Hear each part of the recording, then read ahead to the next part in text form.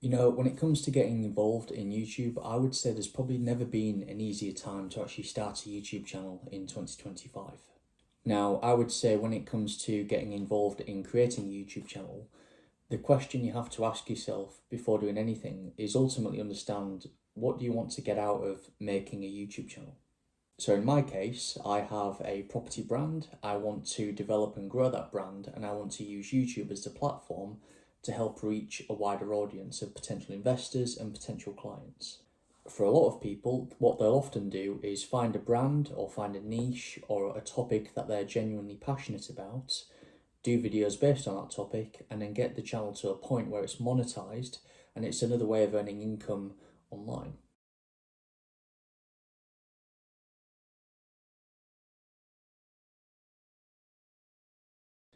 Now, when you first start out on YouTube and you start making your first few videos, they won't be up to the standard and quality that they would be if you were making 100 videos.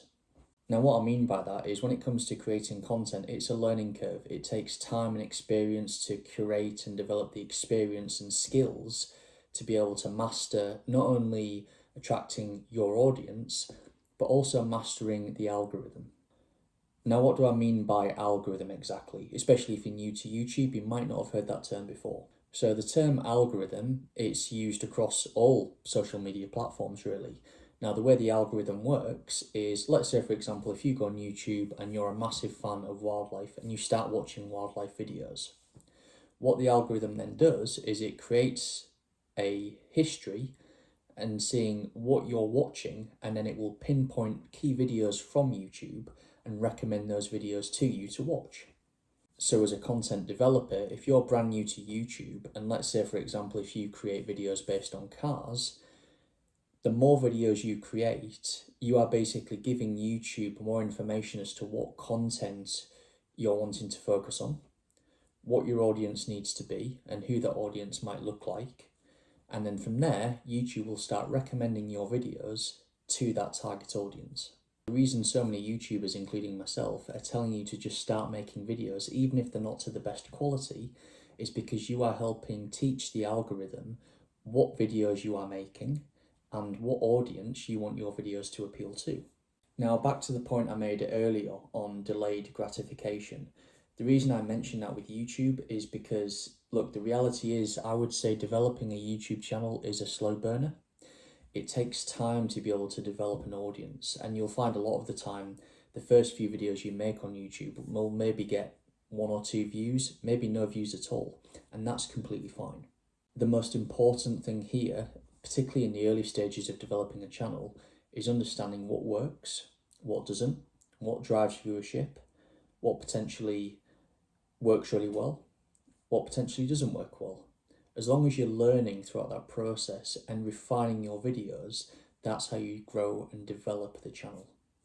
Now, the beauty of developing a YouTube channel, particularly when it comes to growing the channel, is you can easily take inspiration from other people who are developing videos in the same niche that you operate in. Now, you can target this in a range of different ways. You can focus on what thumbnails people are using, what types of thumbnails people are using, how they're developing captivating titles for their videos.